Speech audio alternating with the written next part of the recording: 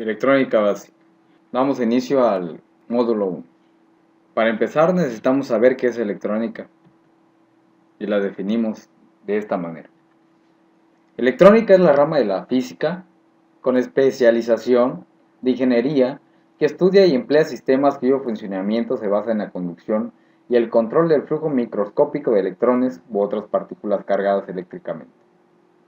La ingeniería electrónica es el conjunto de conocimientos técnicos, teóricos, prácticos que tienen por objeto la aplicación de la tecnología electrónica para la resolución, los átomos y su estructura. Conceptos fundamentales de corriente y voltaje requieren cierto grado de familiaridad con el átomo y su estructura. El átomo más simple es el de hidrógeno y está formado por dos partículas básicas, el protón y el electrón, en posiciones relativas como las que se muestran en la figura. El núcleo del átomo de hidrógeno es el protón, una partícula cargada positivamente. El electrón que gira alrededor posee una carga negativa de magnitud igual a la carga positiva del protón. El cobre es el material más utilizado con mayor frecuencia en la industria eléctrica electrónica. Su estructura atómica ayuda a identificar las causas de sus amplias aplicaciones. El átomo de cobre cuenta con un electrón más de los electrones necesarios para complementar las tres primeras capas. Esta capa exterior, incompleta, que cuenta con un solo electrón y la distancia entre ese electrón y el núcleo, muestran que al 29º electrón adquiere suficiente energía del entorno como para abandonar su átomo padre, que le denomina electrón libre. Así, en una pulgada cúbica de cobre a temperatura ambiente, existen aproximadamente 1.4 por 10 a la 24 electrones libres. Corriente. Consideremos un alambre de cobre de longitud pequeña, cortado por un plano imaginario perpendicular, como el de la figura. A temperatura ambiente, sin fuerzas externas aplicadas dentro de este alambre de cobre, se presenta un movimiento aleatorio de electrones libres creado por la energía térmica que los electrones adquieren del medio ambiente. Cuando los átomos pierden sus electrones libres, adquieren una carga neta positiva y se les denomina iones positivos.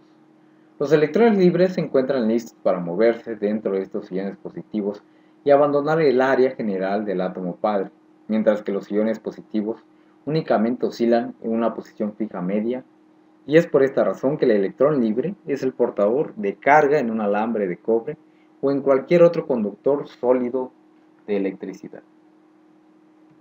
El más simple de los circuitos eléctricos. Conectemos un alambre de cobre entre dos terminales de una batería y un foco, como se muestra en la figura.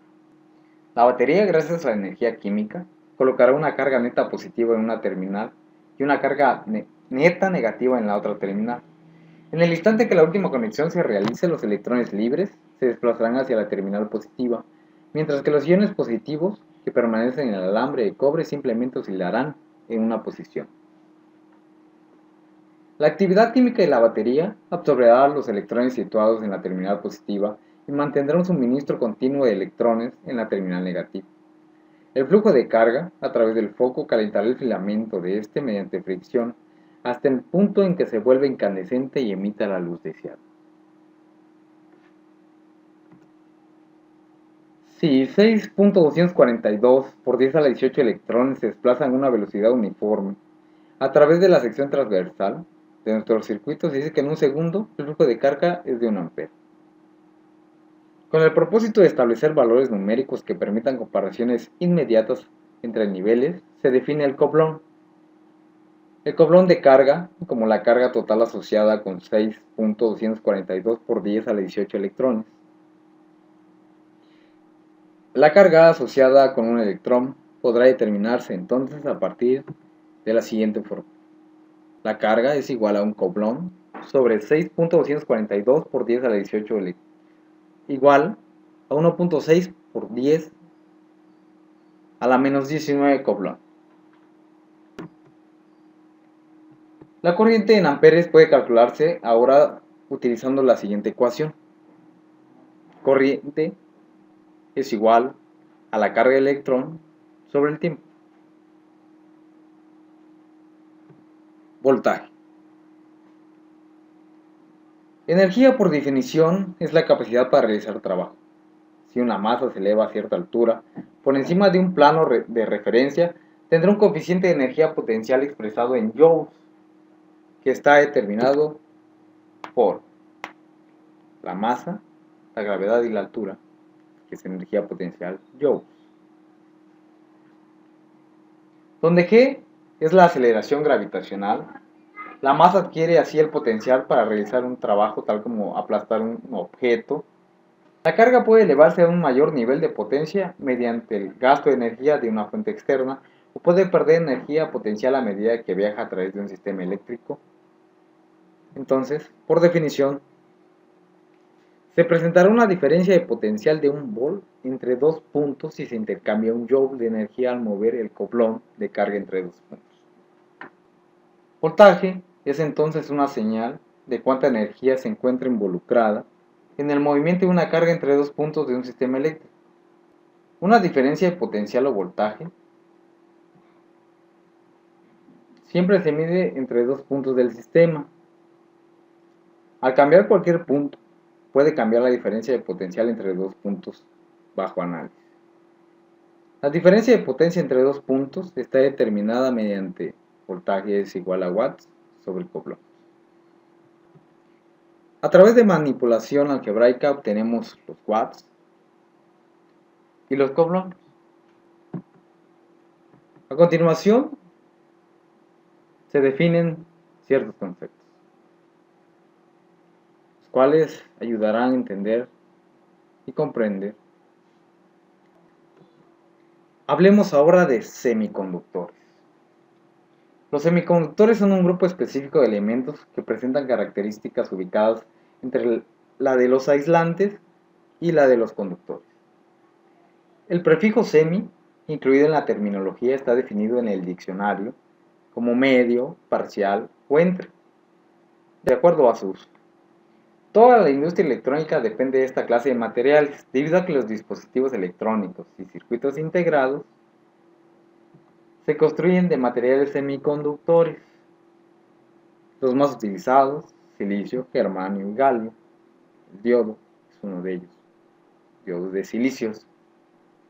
Los materiales semiconductores tienen por lo general 4 electrones en la órbita de valencia exterior. Los semiconductores se caracterizan además por ser fotoconductores y tener un coeficiente de temperatura negativo. La fotoconductividad es un fenómeno en donde los fotones de la luz incidente pueden incrementar la densidad de los portadores de carga en el material, por tanto, el nivel de flujo de carga. Un coeficiente de temperatura negativo indica que la resistencia disminuye ante un incremento de temperatura. Amperímetros y voltímetros. Es importante poder medir los niveles de corriente y de voltaje en un sistema eléctrico. Para verificar su operación y aislar problemas del funcionamiento e investigar efectos posibles de predecir en un cálculo, como su nombre lo indica, los amperímetros se utilizan para medir los niveles de corriente y los voltímetros para medir la diferencial de potencial entre dos puntos. La diferencial de potencial entre dos puntos puede medirse con una simple conexión de las puntas del medidor a través de los dos puntos, como se muestra en la figura. Una lectura positiva se obtiene al colocar una punta positiva del medidor en el punto con mayor potencial de la red y la punta común o negativa en el punto más bajo.